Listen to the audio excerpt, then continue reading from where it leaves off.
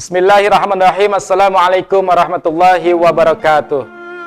Alhamdulillahilladzi akramana bil iman wa azana bil islam wa rafa'na bil ihsan. Nahmadu subhanahu wa ta'ala wa nashkuruh. Asyhadu an la ilaha illallah wahdahu la syarikalah wa asyhadu anna Muhammadan abduhu wa rasuluhu la nabiyya ba'dah.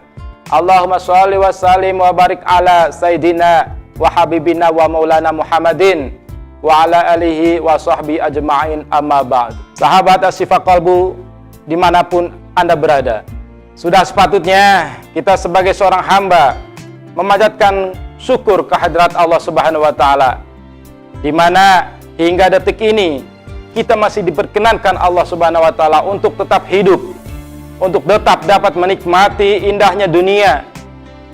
Terkhusus lagi di bulan suci Ramadan ini, kita masih tetap bisa melaksanakan ibadah puasa, ibadah tarawih, tadarus Al-Quran, serta ibadah lainnya di bulan yang suci ini. Sholawat dan salam kita sanjung agungkan kepada junjungan kita, Nabi besar Nabi Muhammad SAW.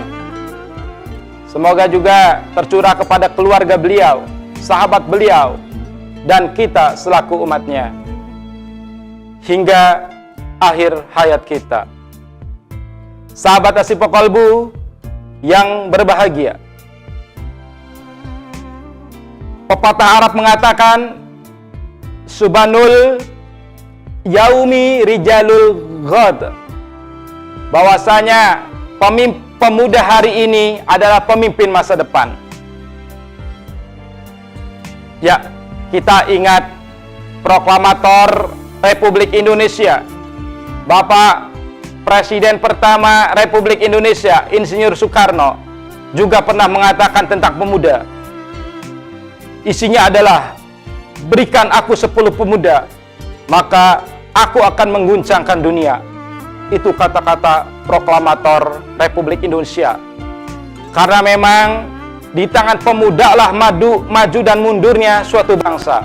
Ketika pemuda di dalam suatu bangsa itu adalah pemuda-pemuda yang soleh, pemuda-pemuda yang berilmu, berwawasan luas, berakhlakul karimah, maka suatu saat nanti pemuda-pemuda itu ketika menjadi pemimpin akan membawa bangsa dan negaranya menjadi bangsa yang besar, bangsa yang bermartabat, dan bangsa yang dapat mensejahterakan rakyatnya.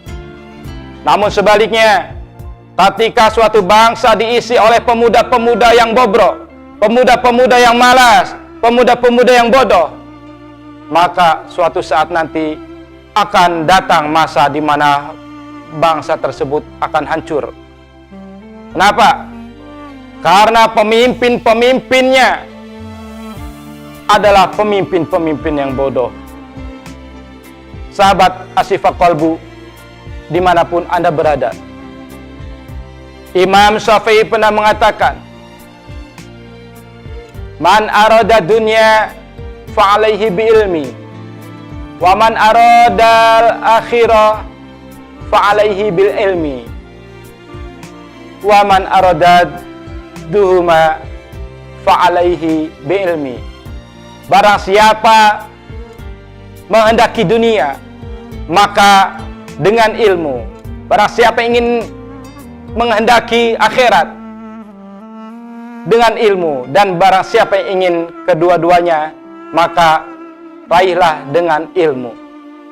Sahabat Asyifa Qalbu dimanapun berada, hendaklah sebagai seorang pemuda kita isi hari-hari kita dengan terus mengkaji ilmu, khususnya ilmu agama dan juga ilmu-ilmu umum, di mana ilmu-ilmu tersebut akan mengangkat kita, akan menjadikan kita menjadi pribadi-pribadi yang baik, menjadi pribadi-pribadi yang berakhlakul karimah. Nabi SAW bersabda, Iktanim khamsan qabla khamsin,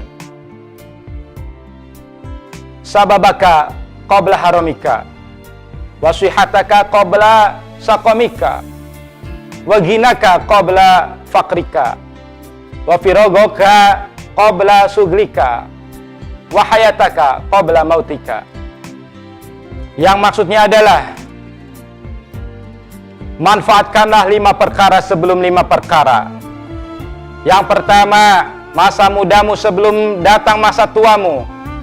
Yang kedua, masa sehatmu sebelum datang masa sakitmu. Yang ketiga, masa kayamu sebelum datang masa fakirmu. Yang keempat, masa luangmu sebelum datang masa sulitmu. Dan yang kelima, masa sehat, masa hidupmu sebelum datang kematianmu.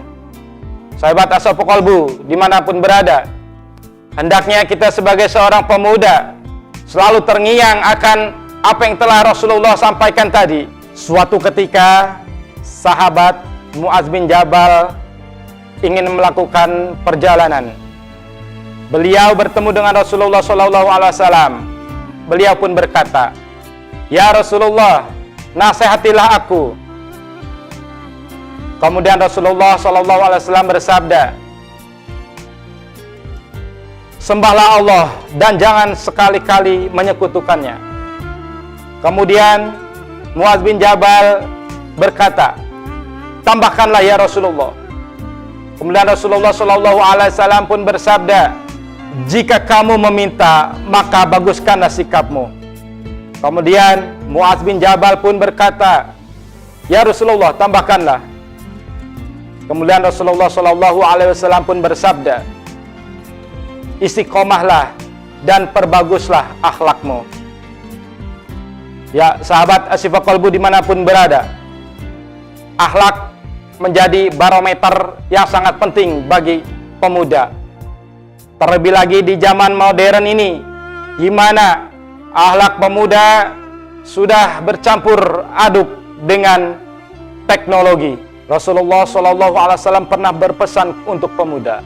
Yang pertama, berhati-hatilah pemuda dalam memilih teman. Yang kedua, jagalah akhlak terhadap sesama. Yang ketiga, jagalah lisan. Dan yang keempat, menikah. Ya, yang pertama tadi Rasulullah berpesan untuk pemuda, berhati-hatilah dalam memilih teman. Diibaratkan seperti seorang pedagang minyak wangi. Ketika kita berteman dengan seorang pedagang minyak wangi, walaupun minyak wanginya kita tidak dapatkan, namun aroma wangi dari si penjual minyak wangi itu dapat kita rasakan. Namun sebaliknya, ketika kita berteman dengan seorang tukang pandai, maka walaupun tidak kena apinya, maka debunya pun akan membuat kita kotor. Untuk itu, pesan yang pertama Rasulullah untuk pemuda, berhati-hatilah dalam memilih teman. Kemudian pesan yang kedua, jagalah akhlak terhadap sesama. Rasulullah SAW pernah bersabda, "Innama bu'istu liutammima makarimal akhlak." Sesungguhnya Rasulullah SAW diutus untuk menyempurnakan akhlak. Yang ketiga, jagalah lisan. Ya, kita sering mendengar bahwa lisan lebih tajam daripada pedang. Bahwa lisan ini dapat membahayakan orang yang memilikinya. Ya, yang keempat adalah menikah. Ya, seorang pemuda ketika sudah dianggap cukup, sudah mampu untuk menghidupi dirinya, maka dianjurkan untuk segera menikah. Kebaikan terdapat di dalam menikah adalah dapat menundukkan mata dan juga menikah dapat melemahkan syahwat. Kalaupun seorang pemuda belum sanggup untuk menikah, maka dianjurkan untuk berpuasa. Sahabat Ashabu Qalbu yang dirahmati Allah Subhanahu wa taala. Demikian yang dapat saya sampaikan, lebih kurang mohon maaf. Wallahul muwaffiq ila aqwamit thoriq. Wassalamualaikum warahmatullahi wabarakatuh.